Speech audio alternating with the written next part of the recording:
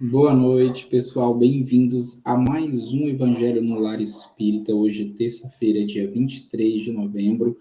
Hoje é dia de livros da codificação e seguimos com os estudos do Livro dos Espíritos, primeiro livro da codificação, do nosso queridíssimo Allan Kardec.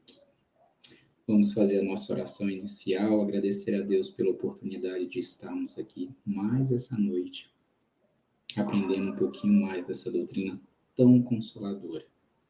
Que a nossa mãezinha querida possa cobrir com seu manto de luz e amor todos aqueles que se veem em situação de desespero, pensando em retirar a própria vida. Que os anjos do Senhor encorajem os nossos irmãozinhos às lutas diárias. Não é dado nenhum fardo que não possamos suportar. O Mestre Jesus já nos dizia: orai e vigiai. Que o nosso querido médico dos pobres, Dr. Bezerra de Menezes, possa fazer a fluidificação das águas e a limpeza dos ambientes, retirando todas as energias inferiores dos nossos lares, dos nossos corações. Que assim seja. Uma boa noite a todos e vamos seguir com os estudos do Livro dos Espíritos. Estamos aí no livro 4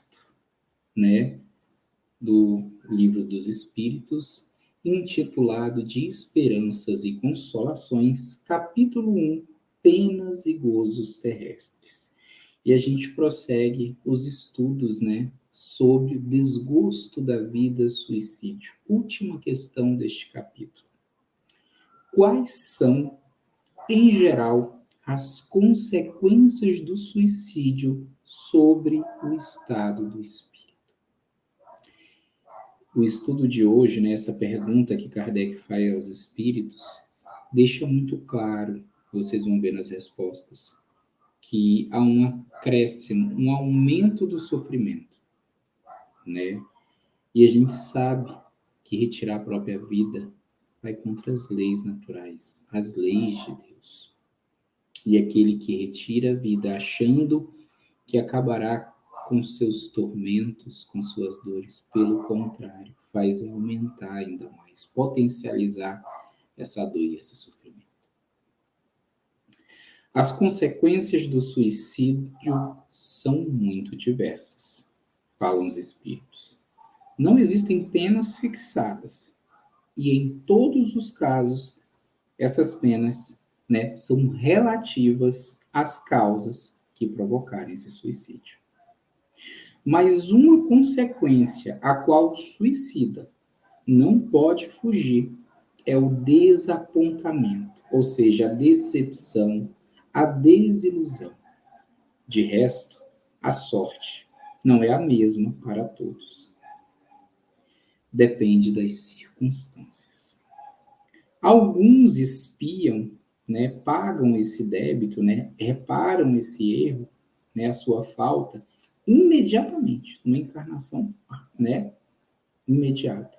Outros, às vezes em uma nova existência, que será pior, olhe bem, que será pior do que aquela cujo interromperam. Ou seja, como eu falei, a potencialização desse sofrimento. O Mestre Jesus, como eu disse na oração inicial, já nos dizia: orai e vigiai. A oração feita de coração, ela não fica sem resposta. E vamos agora para a nota de rodapé dessa questão. A observação mostra, com efeito, que as consequências do suicídio não são sempre as mesmas. Mas há as que são comuns em todos os casos de morte violenta. E a consequência da interrupção brusca da vida, que é o caso do suicídio, Há, primeiro, a persistência mais prolongada e mais tenaz, mas resistente, do laço que une o espírito e o corpo. Esse laço, né, que alguns chamam, né, de fio, né, agora fugiu o nome, eu ia falar fio, mas tem um nome específico, prateado, uma coisa assim, agora me fugiu o nome mesmo. Esse laço, né, que une o espírito ao corpo, ele estando quase sempre na plenitude de sua força, como ele coloca aqui, no momento em que ele é quebrado, porque há uma quebra, porque a morte não é natural, o suicídio, né? Ou seja, há uma quebra. Já na morte natural, esses laços, né, essa ligação corpo e espírito, né, corpo físico, na morte natural, ele vai se enfraquecendo gradualmente. E no mais das vezes, falam os espíritos, se rompem antes que a vida esteja completamente extinta no corpo físico. As consequências desse estado de coisa são a prolongação da perturbação espírita. E quando a gente fala perturbação, a gente está falando do mal-estar, desordem, de ordem psíquica mesmo, né? Porque não tem mais o corpo ali, né, do espírito que tirou a vida. É a inteligência que vai sofrer com as consequências na esfera psíquica, né? Então ele passa, como eles trazem aqui, por uma perturbação. Depois a ilusão de que durante um tempo mais ou menos longo faz o espírito de crer que ainda está entre os vivos.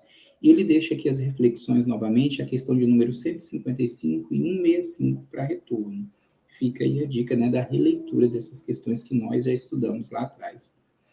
A afinidade que persiste entre o espírito e o corpo produz em alguns suicidas uma espécie de repercussão do estado do corpo sobre o espírito, que sente assim, apesar dele, os efeitos da decomposição.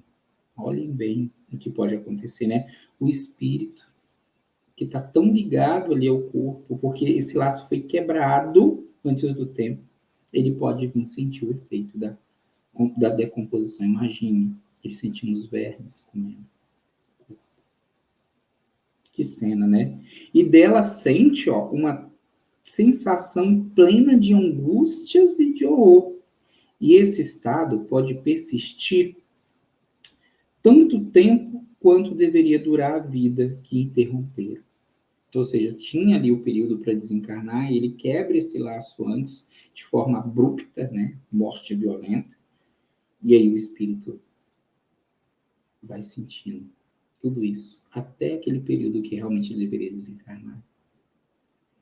Esse efeito, esclarecem os espíritos, não é geral, mas em nenhum caso o suicida está isento das consequências de sua falta de coragem, e cedo ou tarde expia sua falta em uma ou de outra maneira.